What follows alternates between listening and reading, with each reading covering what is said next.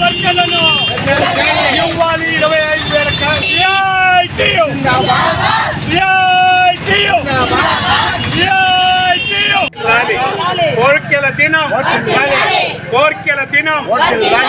కోర్కెల దినం సిఐటియు వర్కర్లని చేయాలి. మున్సిపల్ వర్కర్లను ఇవ్వాలి 25,000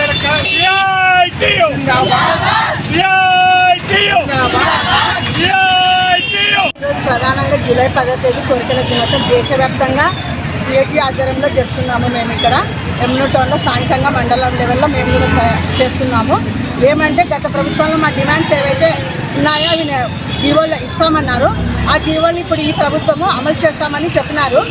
ఆ ప్రకారం అమలు చేయాలి. మా డిమాండ్స్ ప్రధానమైన 10-12 పెట్టినాము. అవన్నీ డిమాండ్స్ అమలు చేయాలని కోరుకుంటున్నాము.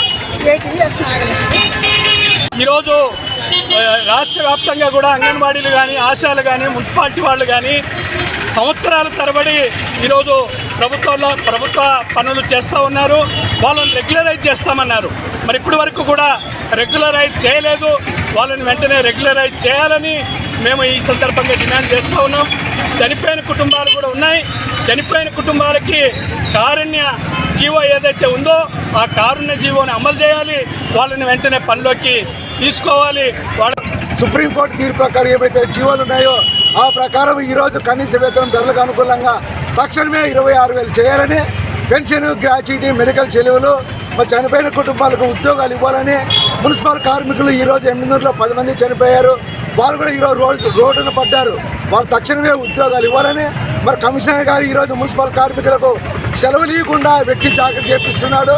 మరి ఈరోజు జీవో నంబర్ 17 సెలవులు ఇవ్వకూడదని దాంట్లో లేదు అసలు.